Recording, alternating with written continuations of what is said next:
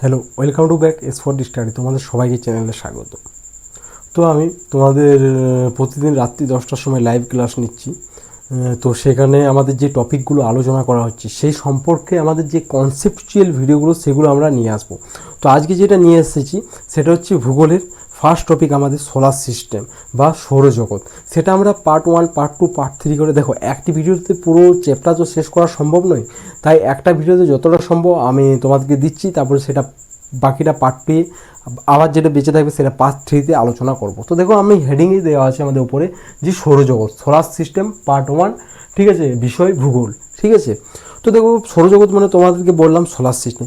এর যে এমসিকিউগুলো আছে সেগুলো আমরা ডে 1, ডে 2 এ আলোচনা করেছি, সেগুলো তোমরা দেখতে পারো।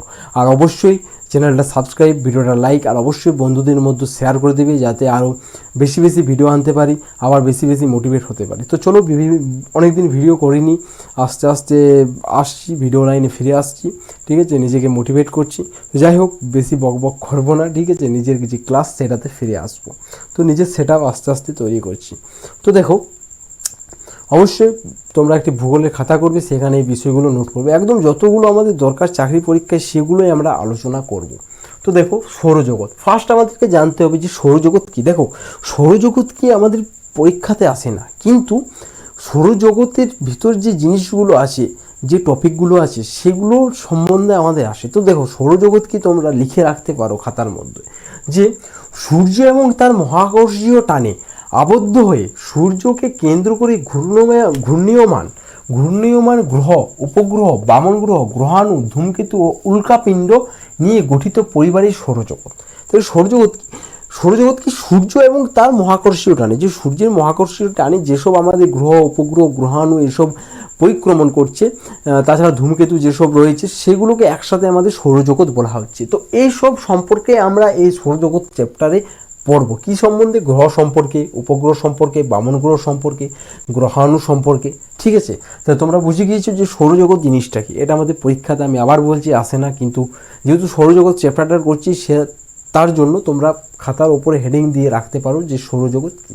নেক্সট আমাদের যে প্রশ্নটা আমাদের আসতে পারে, স্টেট লেভেলে বেশি করে আসে, যে সৌরজগতে আমাদের মোট গ্রহ কতগুলি রয়েছে। তো দেখো সৌরজগতের মধ্যে 8টি গ্রহ রয়েছে। সৌরজগতের মধ্যে আমাদের গ্রহ কয়টি রয়েছে? 8টি গ্রহ রয়েছে। আগে আমাদের 9টি গ্রহ ছিল, একটি গ্রহ বাদ গিয়েছে, প্লুটো, যেটি এখন বামন গ্রহ নামে পরিচিত। কেন বাদ গিয়েছে সে বিষয়ে আমরা পরে জানবো, ঠিক আছে।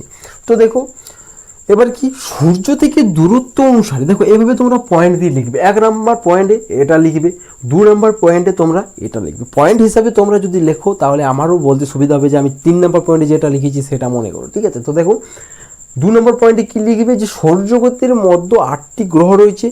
সূর্য থেকে দূরত্ব অনুসারে গ্রহগুলি হলো যথা, সূর্য থেকে দূরত্ব অনুসারে প্রথমে কি আছে বুধ, তারপরে কি আছে শুক্র, তারপরে কি আছে পৃথিবী, তারপর কি আছে মঙ্গল, তারপরে কি বৃহস্পতি, তারপরে কি শুক্র, তারপর এভাবে, ঠিক আছে। দেখো প্রথমে কি আছে, প্রথমে 1 নম্বরে বুধ, তারপরে শুক্র, তারপরে পৃথিবী, তারপরে মঙ্গল, তারপরে বৃহস্পতি, তারপর শনি, তারপরে ইউরেনাস, তারপর নেপচুন।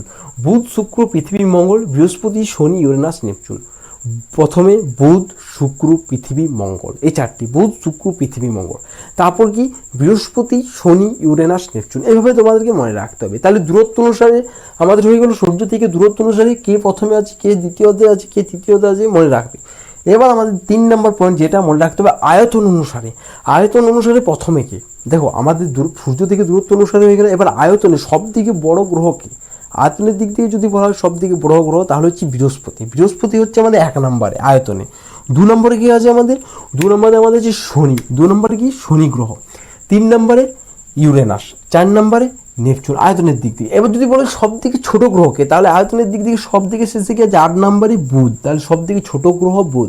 দ্বিতীয় ক্ষুদ্রতম যদি বলা হয় তাহলে কি মঙ্গল। তাহলে এটা আমাদেরকে মনে রাখতে হবে। কীরকম প্রশ্ন আসবে, যে বৃহত্তম গ্রহ বৃহস্পতি, দ্বিতীয় বৃহত্তম শনি, এই প্রশ্নটা দেই। প্রথম বৃহত্তম আর দ্বিতীয় কে, আর সব থেকে ক্ষুদ্রতম কে বুধ, আর দ্বিতীয় ক্ষুদ্রতম কে মঙ্গল। কিন্তু তোমরা সিরিয়াল ওয়াইজ মনে রাখবে যে বৃহস্পতি, শনি, ইউরেনাস, নেপচুন, পৃথিবী, শুক্র, মঙ্গল, বুধ, এটা আয়তন অনুসারে। আর দূরত্ব অনুসারে তোমরা প্রথমেই দেখে নিয়েছো। দেখেছো? এবার দেখো এটা তোমরা খাতার মধ্যে নোট করে নাও। এবার পরে যে আছে সেটা আমি বোর্ডের মধ্যে লিখছি, তারপর তোমার সাথে আলোচনা করছি। তো ঠিক আছে, 1 2 3টা পয়েন্ট তোমরা ফার্স্ট খাতার মধ্যে নোট করে নাও। নেক্সট দেখো আমাদের 4 নম্বর পয়েন্ট। 4 নম্বর পয়েন্টে কী আছে, যে সৌরজগতের গ্রহগুলিকে মূলত তাদের গঠন বৈশিষ্ট্য এবং সূর্য থেকে অবস্থানের ভিত্তিতে 2 ভাগে ভাগ করা হয়। তাহলে সূর্য থেকে অবস্থানের ভিত্তিতে এবং গ্রহগুলির আকার, তাদের যে কোনো গ্রহ দেখবে শিলা দ্বারা গঠিত, কোনো গ্রহ দেখবে বরফ দ্বারা গঠিত, কোথাও ঠান্ডা বেশি কোথাও গরম বেশি, এই সব বৈশিষ্ট্য অনুযায়ী গ্রহগুলিকে 2 ভাগে ভাগ করা হচ্ছে। একটা কি অন্তস্থ গ্রহ, 2 নম্বর কি বহিস্থ গ্রহ। 1 নম্বর কি অন্তস্থ গ্রহ বা কি পার্থিব গ্রহ। পার্থিব কথা বলতে পাথুরে গ্রহ বা শিলা দ্বারা তৈরি, সেই জন্য এগুলো কি বলা হচ্ছে পার্থিব গ্রহ বা ইনার প্ল্যানেট বা টেরিস্ট্রিয়াল প্ল্যানেট।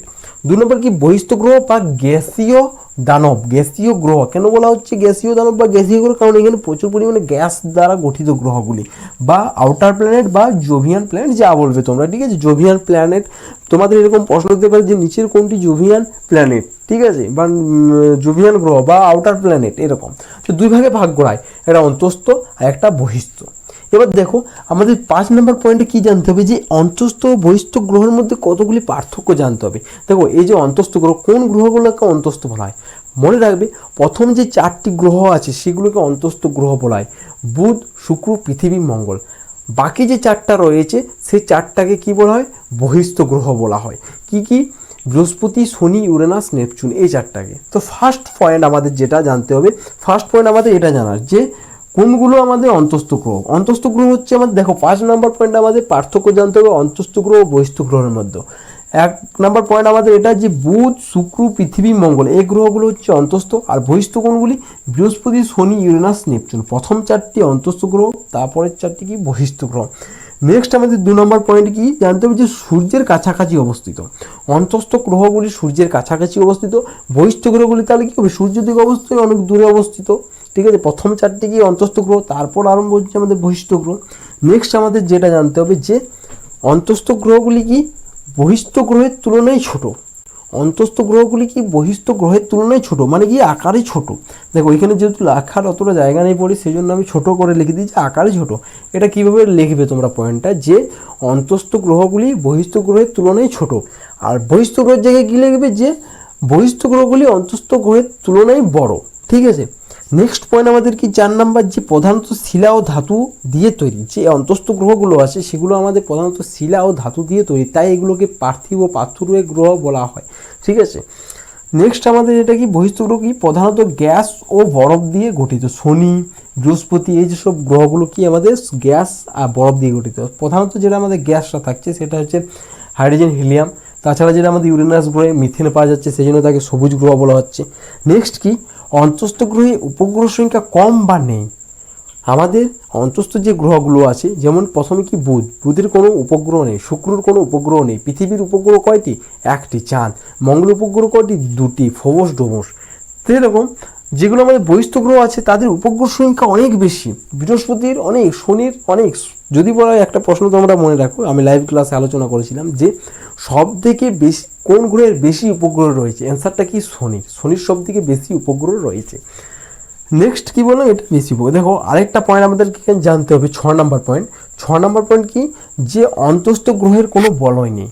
এই যে অন্তস্থ গ্রহগুলো আমাদের রয়েছে বুধ শুক্র পৃথিবী মঙ্গল, এদের কোনো বলয় নেই, কিন্তু আমাদের যেসব বহিস্থ গ্রহগুলো রয়েছে তাদের কি বলয় রয়েছে। বহিস্থ গ্রহগুলির কি বলয় দেখতে পাওয়া যায়, ঠিক আছে। বিশেষ করে তোমরা যেটা দেখবে শনি গ্রহের বেশি করে বলয় দেখতে পাও। দেখবে একটা গোলক থাকলো, শনি গ্রহ থাকলো, তার চারদিকে এইভাবে একটা দেখবে বলয় দেখতে পাওয়া যায়, বরফের তৈরি বলয়, ঠিক আছে। তাহলে আমাদের যেগুলো বহিস্থ গ্রহ আছে তাদের বলয় দেখতে পাওয়া যায়, যেগুলো অন্তস্থ গ্রহ আছে তাদের বলয় দেখতে পাওয়া যায় না। চলো এবার আমাদের নেক্সট 6 নম্বর পয়েন্ট আমাদের আলোচনা করা যাক। দেখো 6 নম্বর পয়েন্টে কী আছে আমাদের সূর্য। তো দেখো এই যে সৌরজগৎ চ্যাপ্টারটা আছে সেখানে আমাদের মেন পয়েন্ট হচ্ছে সূর্য, কারণ সূর্যের আকর্ষণে যাবতীয় গ্রহ নক্ষত্র গ্রহাণু আমাদের আবর্তন করছে নির্দিষ্ট কক্ষপথে, ঠিক আছে। আর কিছু কিছু যেসব গ্রহাণু আছে বা জ্যোতিষ্ক আছে যেগুলো আবর্তন করছে না নিজেদের কক্ষপথে, তাদের কোনো কক্ষপথ নেই, ঠিক আছে। আর গ্রহগুলোর নিজস্ব একটি কক্ষপথ আছে। তো দেখো যেটা আমাদের সূর্য আমাদের মেন জিনিস সৌরজগতের, ঠিক আছে। সূর্য ছাড়া এত সব কিছু আমাদের সম্ভব ছিল না। দেখো সৌরজগতের সব কিছুরই একটা গুরুত্ব রয়েছে, কিন্তু সূর্য is a very very important. ঠিক আছে, যেমন বলা হয়, যদি বলা হয় এক ধরনের এককেই বলা যায় যে সৌরজগতের একক হচ্ছে সূর্য। ঠিক আছে, তো দেখো আমাদের সূর্য সম্পর্কে যেসব পয়েন্টগুলো আমাদের পরীক্ষাতে আসে সেগুলোই আমি তোমাদেরকে দিয়েছি। দেখো সূর্য সম্বন্ধে বহুত কিছু আছে, কিন্তু আমরা সৌরজগতে যেগুলো আসবে সেগুলোই দিয়েছি। এক নম্বর কি, যে সৌরজগতের কেন্দ্রস্থ নক্ষত্র হলো সূর্য। সৌরজগতের কেন্দ্রে অবস্থিত নক্ষত্র হচ্ছে আমাদের সূর্য। 2 নম্বর পয়েন্ট কি, সূর্যের পৃষ্ঠের তাপমাত্রা প্রায় 6000 ডিগ্রি সেন্টিগ্রেড, প্রায় 6000 ডিগ্রি। দেখ বিভিন্ন বই, দেখো বিভিন্ন বই বিভিন্ন রকম থাকবে, তো যেটা পরীক্ষার ক্ষেত্রে দেওয়া হয় সেটা হচ্ছে প্রায় 6000 ডিগ্রি সেন্টিগ্রেড, এটাই ভ্যালু। ঠিক আছে, সূর্যের পৃষ্ঠের তাপমাত্রা প্রায় কত, 6000 ডিগ্রি সেলসিয়াস।